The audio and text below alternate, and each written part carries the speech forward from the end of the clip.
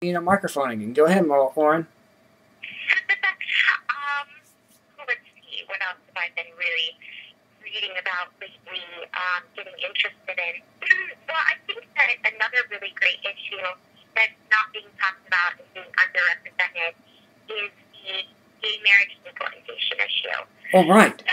Now, I think that it's great that gays have the same rights as, straight people. That's awesome.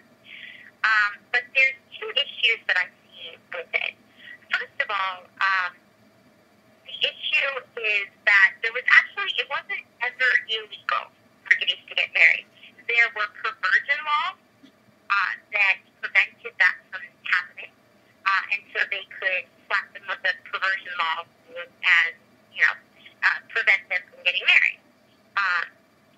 However, with the flimsy law that has been set up, there is a lot of opportunity for someone to come to office and be able to overturn that legislation. So it's very flimsy. I do think that if we elect a certain type of individual, it's very likely that gays will lose their right to marry. So I advocate for separation of state and marriage. I don't really believe that the government has any right to interfere in the private lives of citizens. I believe that businesses should be able to choose who they want to marry there, who they want to bake a cake for, et cetera, et cetera. I don't believe that anyone should be forced to cater to gay marriage. However, anybody that wants to should. And I say this as a bisexual woman, as somebody that loves both men and women. So I am sympathetic. However, I do believe that people have a right to their own property, and the business is your property. And if you don't want to have certain people on it, then I think that, eventually that's going to come back to bite you. But I think that you have a right to decide who comes into your business and who doesn't. Right. And I think that not only is this important for protecting people's rights to their property, but also protecting people's lives. And oftentimes, we'll have somebody that enters a business that we feel is threatening.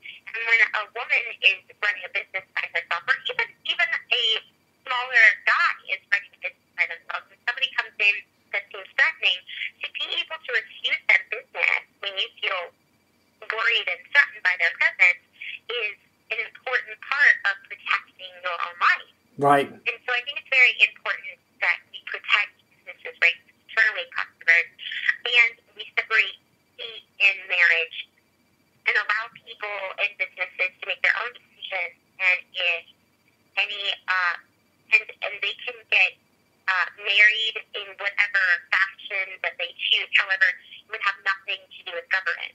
I think another issue, as somebody that is self-described as polyamorous, meaning I love more than one person at a time, I think that it's important that we separate state and marriage, because at this point we don't actually have marriage equality. And so many people are so excited about the marriage equality. However, we discriminate against polygamy. And I know that word is extremely taboo in our culture. It has a very religious meaning, which is sad, because there are plenty of non-religious people, or at least people outside of the standard religions that practice polygamy, that want to get married to more than one person and love more than one person, myself included. And I think that it's important that we consider what is equal. And equality can't exist under the government when it comes to love. And as long as love is between consenting adults, I have no issue with anybody marrying anybody. Okay. I think that we need to kill the stigma and allow people to live their lives freely and love other people. And so I think that love is one of the greatest things in the world. And when we regulate it, we are not catering to one of the most fundamental means of happiness in this world. I agree.